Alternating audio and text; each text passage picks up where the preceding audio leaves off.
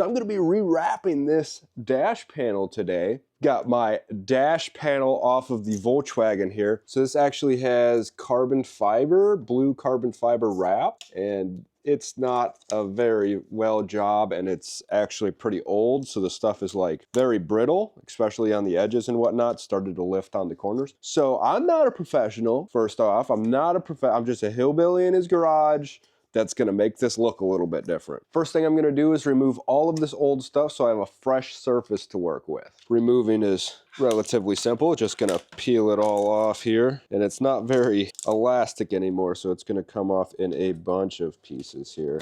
It is what it is. Gonna be kind of time consuming getting all this off. You can tell on my backside, just way too much material I left on there. This is one of the first things that I wrapped, actually. And again, I'm not a professional by any means, so got all of the old vinyl here taken off, and I did have this spray painted blue at one point. Still looks pretty decent, but I do like the carbon fiber look more. First thing on the agenda with this is getting it nice and clean. So with vinyl or tent, your prep work is super important. Your surface needs to be clean before you install any type of adhesive to it. So I'll get this all wiped down. I've just got some soapy water here, and I'm going to just wipe this stuff off. It should be relatively clean because there was vinyl on it already. Just gonna touch it up a little bit. Prep is super important, so even if I think it's clean, I don't skip this step.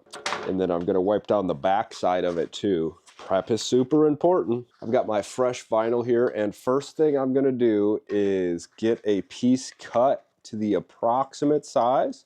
Obviously, we're gonna go a little bit over. So I personally like to lay my tint shiny side down and put my piece on it like this, and then I'll find a suitable mark to cut it at. There's these little squares, and I'll give her a chop chop. All right, now that we got a chunk that's the approximate size that we're looking for, we can work with it a little bit easier. So I like to start in a corner. I'll keep pressure on the corner there and just get my first edge started, right like so. Get it kind of just tacked down.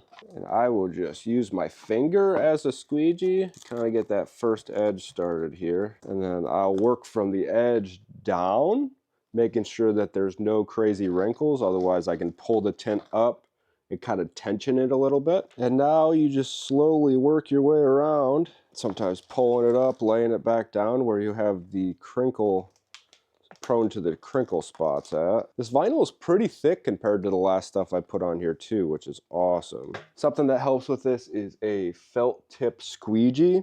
So I've kind of got a trim line up here that I have to kind of push the tint into that my fingers will not work for. Got a fresh blade and the utility knife. I'm gonna trim off some of this excess around the bottom here. And I'm gonna stick this back onto the paper here. Hopefully I can use this for another project. So basically I slowly put it on there, making sure there was no crazy bubbles or creases. Now there is a few, looks like dirt spots here and there, but you know what? That's okay because it's probably the paint that wasn't perfectly flat, which is, it's okay. This doesn't have to be perfect. So now I'm gonna start wrapping my edges around and poking my holes out here so I can actually have a functioning piece. So the best thing I have found for the edges and getting the edges to lay down nice is a heat gun. So basically I will heat the edge and just kind of bend it over, and the adhesive seems to stick it a lot better. Just to heat and kind of fold the edge over, and I try to only do maybe an 1/8 inch to a 1/4 inch of fold over on here. So I'll go around and do that on all of the edges. Well, she is all done here.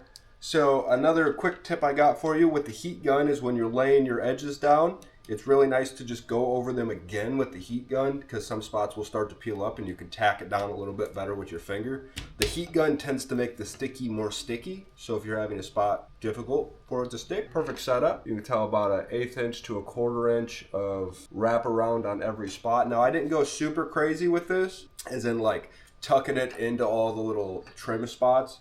This looks perfectly good in my opinion, way better than the other one.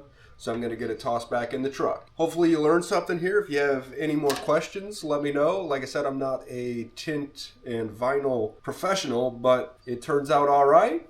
and I've done it a few times. This is way, way better than what I replaced on it. That was like horrible with the amount of vinyl overlap I had on the backside and everything like that. So hopefully you guys had a kick-ass day. Talk at you later.